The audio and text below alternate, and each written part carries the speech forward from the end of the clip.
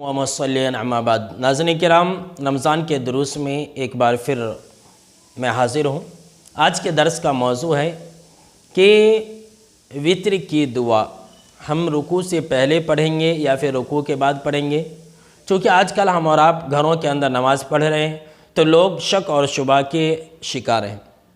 سب سے پہلی بات ناظرین کرام وہ یہ ہے کہ جو قنوت وتر کی دعا ہے، آپ اس سے پہلے ایک درس کے اندر سن چکے ہیں کہ قنوت وتر کی جو دعا ہے یہ واجب اور فرض نہیں ہے، چاہے وہ رمضان ہو یا غیر رمضان ہو۔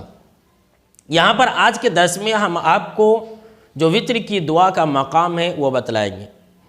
ناظرین کرام، آج کل لوگ شک اور شبہ کے شکار ہیں۔ کچھ لوگ رکوع سے پہلے وتر کی دعا کرتے ہیں اور کچھ لوگ رکوع کے بعد وتر کی دعا کرتے ہیں، جس سے عوام کو کافی پریشانی ہے۔ دیکھیے، اس بارے میں یہ حقیقت ہے اور یہ مسلم ہے، اور آپ صلی اللہ تعالیٰ علیہ وسلم کے عمل اور قول کی روشنی میں یہ بات یاد رکھیں کہ آپ صلی اللہ علیہ وسلم نے ہمیشہ جو وتر کی جو دعا ہے وہ رکوع سے پہلے کی ہے۔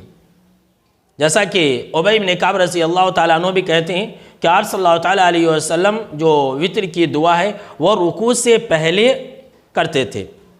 تو ہم اور آپ کیا ہے، جو وتر کی دعا ہے اگر یاد ہے تو رکوع سے پہلے کریں گے۔ رکوع سے پہلے کب کریں گے؟ الحم کا سورہ ہم پڑھیں گے۔ الحم کا سورہ پڑھنے کے بعد کوئی ایک سورہ پڑھیں گے، یعنی کہ سورہ اخلاص پڑھیں گے۔ اخلاص پڑھنے کے بعد جب وہ ختم ہو جائے تو ہم اس کے بعد اللہم اہدنی یہ دعا پڑھیں گے۔ وہ بھی کیسے؟ ہاتھ اٹھائے بغیر۔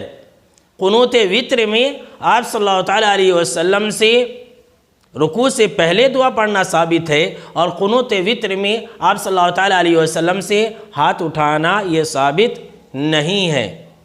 اور اللہ رب العالمین کا حکم ہے کہ آپ صلی اللہ تعالیٰ علیہ وسلم جو تمہیں دیں وہ لے لو، اور جس چیز سے منع کرے اس سے رک جاؤ۔ اس کے بعد دیکھیے، جو رکوع کے بعد اٹھانے کی بات ہے، رکوع کے بعد وتر کی دعا کرنے کی بات ہے، اور ہاتھ اٹھانے کی جو بات ہے وہ دراصل قیاس کرتے ہیں کس کے اوپر؟ قنوت نازلہ کے اوپر۔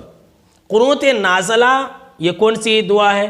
یہ قنوت نازلہ جب کسی کے اوپر مصیبت آ جائے، مسلمانوں کے اوپر مصیبت آ جائے، جیسے کہ اکثر و بیشتر ہمارے علاقے میں فجر کی نماز کے بعد جو دوسری رکعت ہے رکوع کے بعد ہاتھ اٹھا کر کرتے ہیں۔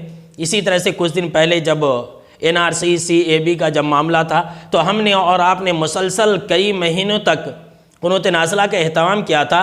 تو اس نماز کے اندر جب ہم وہ دعا کا اہتمام کرتے ہیں قنوت نازلہ کا نماز کے اندر، کسی بھی نماز کے اندر، پانچوں نمازوں میں، تو اس وقت جو دعا کی جاتی ہے وہ رکوع کے بعد ہاتھ اٹھا کر کے دعا کی جاتی ہے۔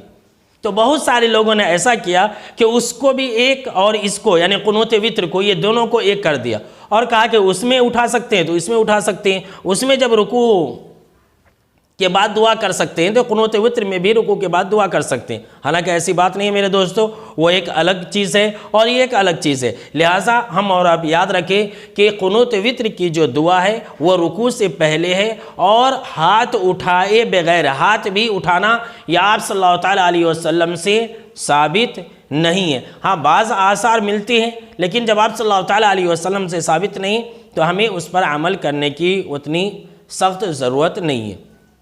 ناظرین کرام، وتر کے اندر اور ایک چیز ہے کہ بہت سارے لوگ کیا کرتے ہیں کہ دعا پڑھنے سے پہلے اس طرح سے ہاتھ اٹھاتے ہیں، رفع یدین بھی کرتے ہیں۔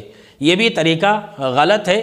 اس بات کی وضاحت انشاءاللہ میں اگلے درس میں جو وتر کی نماز کی کیفیت ہے اس کے اندر میں بیان فرماؤں گا۔ اللہ رب العالمین سے یہ دعا ہے کہ اللہ رب العالمین ہم کو اور آپ کو سننے سے زیادہ آپ صلی اللہ تعالیٰ علیہ وسلم کی باتوں پر اور آپ صلی اللہ تعالیٰ علیہ وسلم کے فرامین پر عمل کرنے کی توفیق عطا فرمائے۔ آمین۔